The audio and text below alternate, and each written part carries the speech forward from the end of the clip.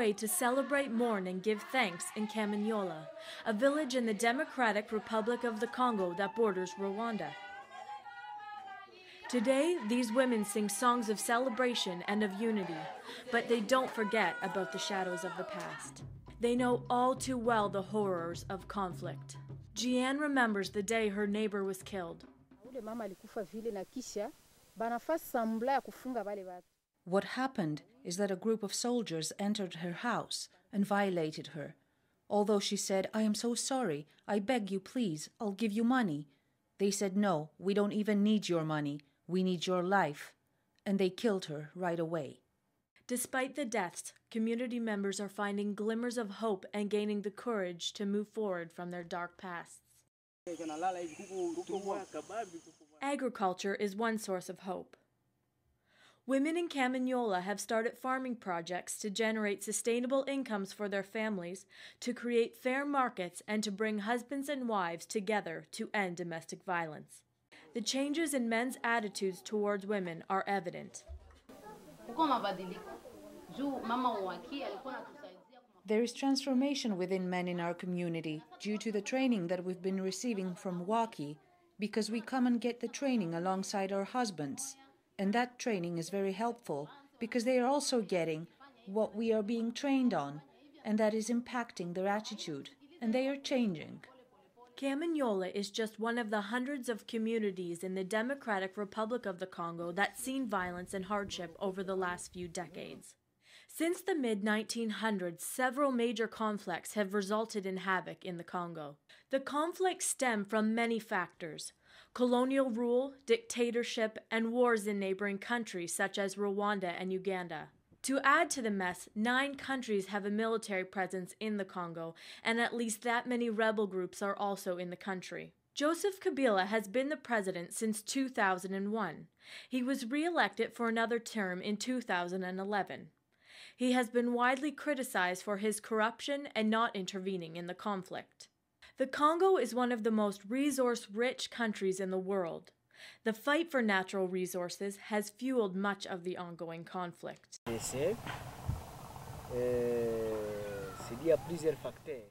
One of the main reasons why we have conflicts in Congo is because of the natural resources that are in Congo.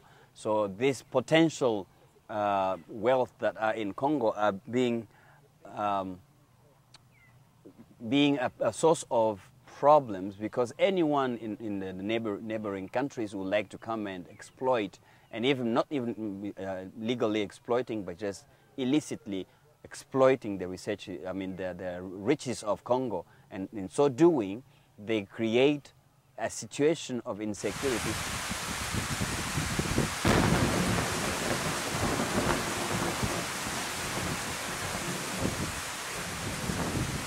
The storm of violence has resulted in much loss in the Congo.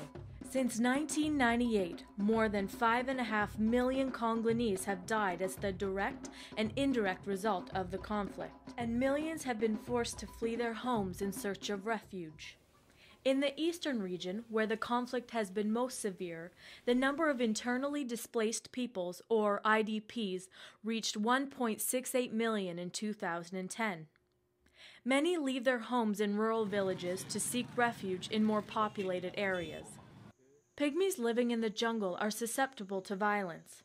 As a distinct minority group, they're even more vulnerable to the attacks of rebel groups. André is one of these pygmies. He tried to remain in his village, but after finding several of his neighbors murdered by machete, he knew he needed to flee.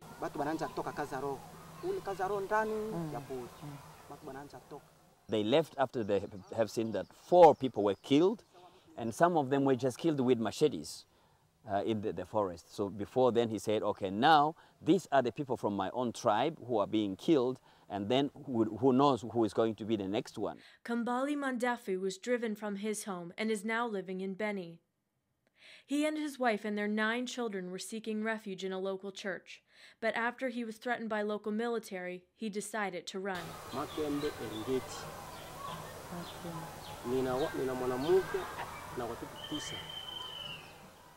You don't run away, because we are going to protect you against any of the soldiers coming from the official army. But if you run away from this place, we are going to consider you as being the one who's going to share the information about us, so we are going to kill you. So UNICEF has provided funding for several camps for displaced people, but their contributions have been called Band-Aid solutions or short-term fixes. Doxy Nepa Nepa is the head of the Department of Humanitarian Affairs in Beni. She's passionate about working with displaced people and helping them establish new lives.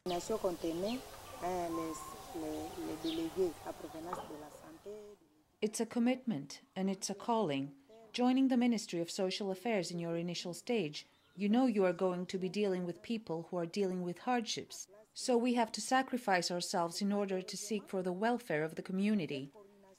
You know I am a part of this community, and the sufferings of my country is mine. So I feel like I am a part of those who are suffering. So I am committed.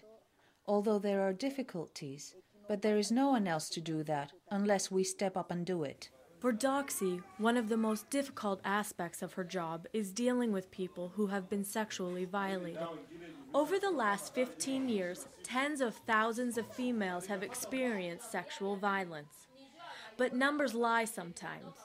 Only women who seek treatment are counted.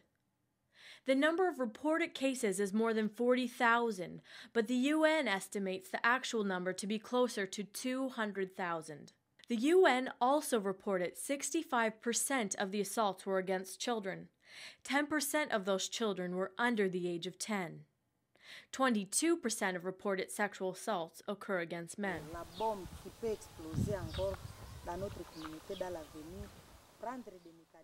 There is another bomb that has not yet exploded. The young women and girls who are among internally displaced peoples, because there is no sustainable activity or training prepared for them. Most of them, if not all, are now a reservoir of sexual business.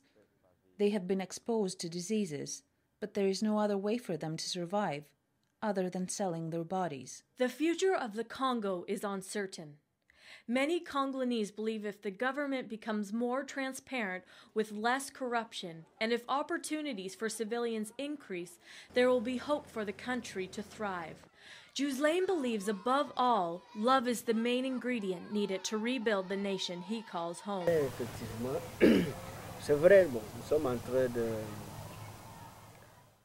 We need to love the country. We need to love our people. And if this is the case, our people is the whole nationwide. Then we have to love them all equally, no matter where they come from. And if we do so, we are going definitely to do things that are going to bring peace in the country.